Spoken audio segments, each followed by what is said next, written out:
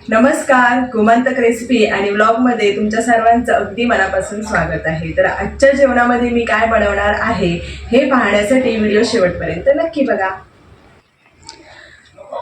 तर आज मला बनवायची होती डाळ आणि भाजी। तर सर्वात आधी मी किचन सर्व व्यवस्थित स्वच्छ करून घेतलं। जी सकाळची नाश्त्याची भांडी होती ती सगळी घासून घेतलेली आणि बाकीचं सगळं मी उरकवून घेतलेलं। तर इथे मी तुरीची आणि मुगाची डाळ एक 10 ते 15 मिनिटं अगोदरच मी भिजत घालून ठेवलेली, जेणेकरून डाळ नेहमी भिजवूनच ठेवते। आणि तसंच मी आजही म्हणजे व्हिडिओ बनवताना देखील डाळ मी एक 10 ते 15 मिनिटं व्यवस्थित अशी भिजवून घेतलेली।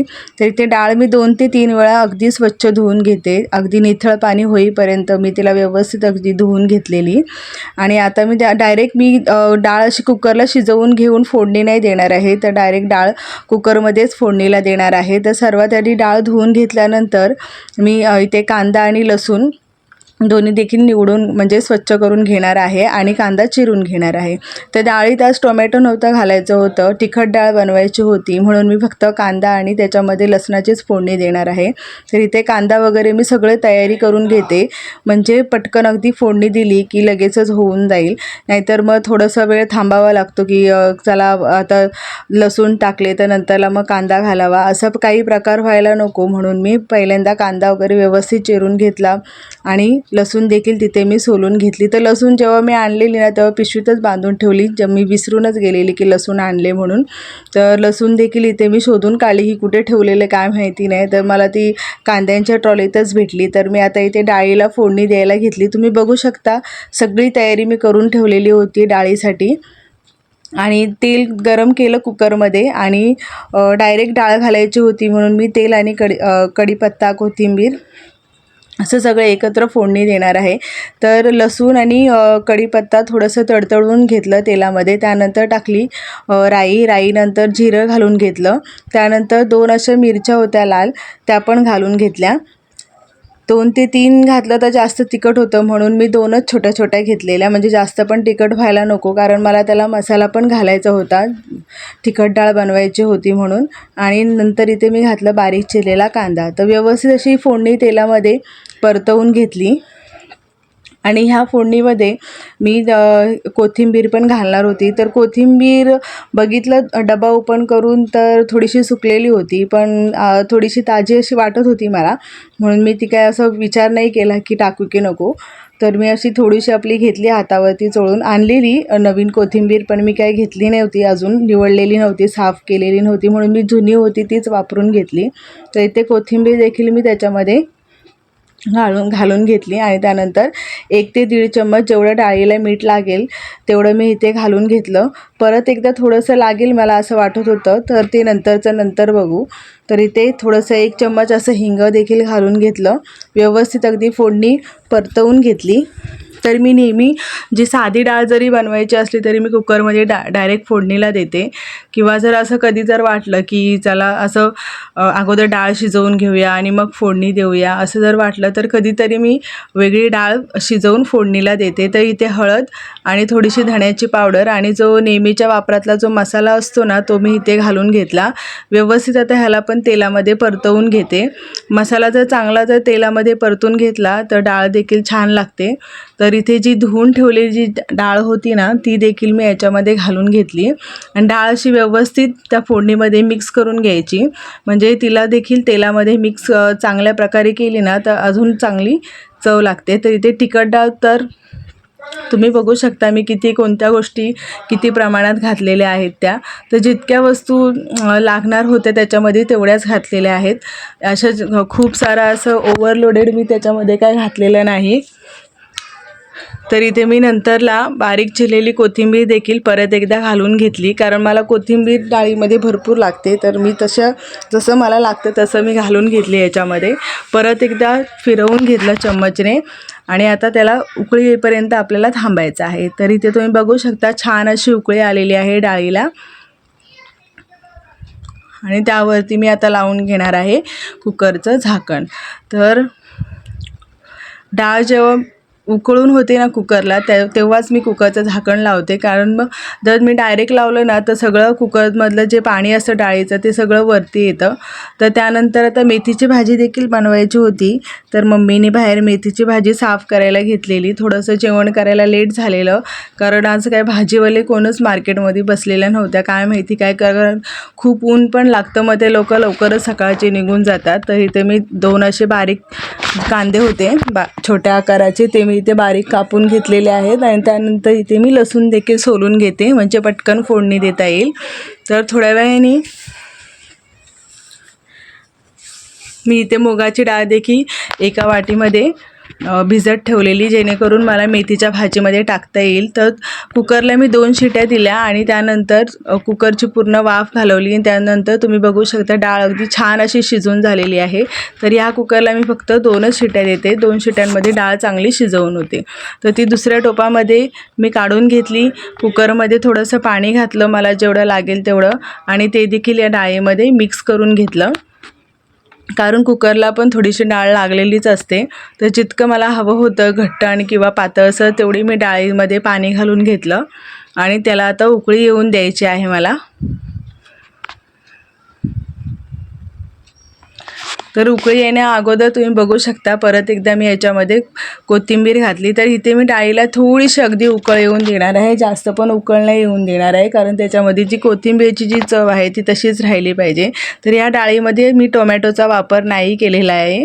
तरी देखील ही डाळ तुम्ही जर कधी बनवायची असेल तर अशा पद्धतीची पण डाळ तुम्ही बनवून बघू शकता, अगदी छान लागते. तर इथे मेथीच्या भाजीची पूर्ण तयारी झालेली आहे. डाळ देखील मी भिजवून घेतलेली जी मुगाची डाळ आहे ती मला ह्या भाजीमध्ये घालायची आहे. त्यानंतर लसूण आणि बारीक चिरलेला कांदा अशी तयारी करून मी एक साईडला भाजी देखील स्वच्छ अगदी धुवून घेतले. भाजीमध्ये खूप माती होते आणि भाजी काय मला एवढी ताजी नाही भेटली. तरी पण मी जेव्हा त्या भाजीवालीला विचारलं तेव्हा तिने मला सांगितलं की या भाजीवर पाणी मारून घे, भाजी बघ चांगली तर म्हणजे अशी ताजी ताजी दिसेल तुला. तर अगदी तसंच झालं. जेव्हा मी भाजी आणली तेव्हा बोलली बापरे ही भाजी का अशी म्हणजे वाटते. जेव्हा मी भाजी बनवली तेव्हा अगदी ती छान झालेली. तरी ते भाजी बनवण्यासाठी तेलामध्ये मी लसूण घालून घेतला, लसूण मी ठेचून घातला. त्याच्यानंतर मला जेवढी हिरवी मिरची लागणार होती तेवढी हिरवी मिरची देखील मी त्याच्यामध्ये घालून घेतली आणि त्यानंतर कांदा. आता ह्या तिन्ही वस्तू या तेलामध्ये व्यवस्थित अगदी परतवून घ्यायच्या आहेत आणि ते देखील मी इथे करतच आहे. आणि त्यानंतर मी त्याच्यामध्ये घातलं मीठ. तर मीठ घातल्यानंतर जसं नेहमीप्रमाणे मी फोडणीत मीठ घालते तसंच मी इथे मीठ घालून घेतलं आणि व्यवस्थित असं परतवून घेणार आहे. तर आपल्याला तुम्हाला जर हवं असेल किंवा ह्याच्यामध्ये टोमॅटोचा देखील तुम्ही वापर करू शकता या भाजीमध्ये, ते देखील छान होते. तर इथे कांदा व्यवस्थित असं तेलामध्ये परतून होते तोपर्यंत मी विचार केला की इथे आपली जी भाजी आहे ती बारीक चिरून घ्यावी. तर माझं ते काम चालूच होतं. इथे मी भाजी इथे पूर्णपणे अशी चिरूनच घेत होते.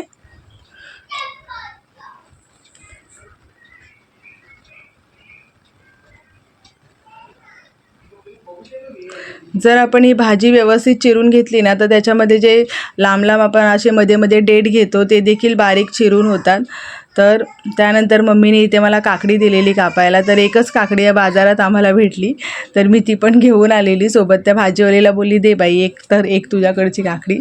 तर तिने मला दिली. तर इथे मम्मी बोलले की मला दे इथे कापून आम्ही खातो म्हणून बाहेर. तर अशी काकडी मी सोडली आणि त्याचे लांब लांब असे काप करून घेतले पटापट आणि त्याच्यामध्ये हळद मीठ वगैरे लावून दिली. तर ह्याच्यामध्ये जर चाट मसाला जरी टाकला ना तरी खूप छान लागतं असं काकडीमध्ये खायला. तर तुम्ही बघू शकता काकडी मी व्यवस्थित साफ करून घेतली, तिचे लांब लांब तुकडे करून त्याच्यावरती हळद नाही तर मीठ आणि मिरची पावडर घालून त्यांना बाहेर देणार आहे खायला. तर आज मुलांचा खूप गोंधळ होता घरात, काय करावं आणि कसं करावं काय समजत नव्हतं. तर मी काही किचनमधून बाहेर गेलीच नाही आज. बोलली काय ह्यांचं चाललं आहे ते त्यांचं चालू दे, कारण मला ते लोक खूप थकवून घालवतात. त्यांच्या मागे ओरडून तरी काय फायदा, त्यांना काय आपण बोलू ते पण समजत नाही. तरी ते कांदा मी व्यवस्थित असा परतवून घेते एक साईडला तेलामध्ये आणि गॅस देखील मी पूर्णपणे स्लो करून ठेवला आहे. तर भाजी तर इथे पूर्णपणे माझी व्यवस्थित अशी चिरून झालेली आहे आणि त्यानंतर जी मुगाची डाळ होती ती देखील मी म्हणजे फोडणीमध्ये परतून घेणार आहे.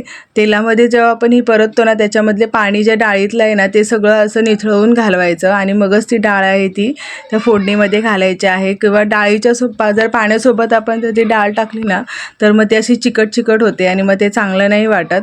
तरी ते डाळ मी व्यवस्थित अशी मिक्स करून घेतली. थोडीशी 1-2 मिनटं मी तिला तसंच ठेवून दिलं.